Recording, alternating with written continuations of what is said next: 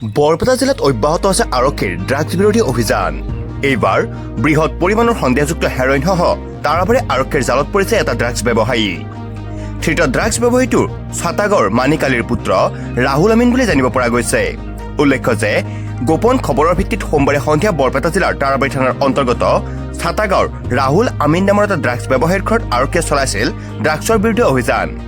অভিযানকালত ৰাহুল আমিনৰ ঘৰৰ পৰা সন্দেহযুক্ত হেৰইন ভৰ্তি 16টা প্লাষ্টিকৰ কণ্টেইনাৰ আৰক্ষীয়ে জব্দ কৰিবলৈ সক্ষম হয়।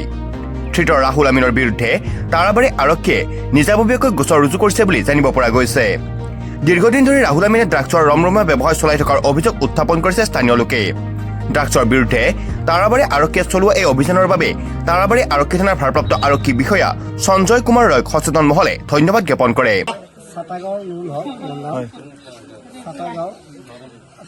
তাৰাবাৰী থানাৰ অন্তৰ্গত আমাৰ গাঁৱৰ মহম্মদ মানিক আলী আহমেদৰ ল'ৰা বহুদিন আগৰ পৰাই ড্ৰাগছ দেখা কৰি আছে, কিন্তু আমি ধৰিব পৰা নাই।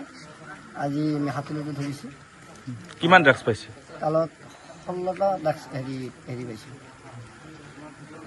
নৱপ্ৰজন্ম ধ্বংস হৈ যাই আছে, ড্ৰাগছ আসক্ত হৈ কি ক'ব? গাঁৱৰ মানে কি ক'ম আৰু, এই বস্তুটোৰ কাৰণে গাঁওখনে ধ্বংস, দেখা পৰা ফালদীয় ধ্বংস, চুৰি, মানে যিমান যি ধ্বংস হ'ব লাগে আৰু ইয়াৰ ওপৰত ধ্বংস নাই আৰু ইমানখিনি হৈ আছে। গাঁওখন একদম জখতলত গৈ আছে। গতিকে মই আপোনালোকৰ চেনেলৰ জৰিয়তে আশা কৰোঁ যাতে এই বস্তুটো নিৰাময় হয় আৰু আমাৰ গাঁওখন উদ্ধাৰ হয়। তাৰ কাৰণে আপোনালোকৰ মানে বহুত আহ্বান চেষ্টা কৰোঁ, আপোনালোকে এই বস্তুৰ প্ৰতি অলপ তদন্ত কৰি বা ভাল এটা শাস্তি দিব বুলি আমাৰ এই ভিডিঅ'ৰ তৰফৰ পৰা বিনম্ৰ অনুৰোধ থাকিল।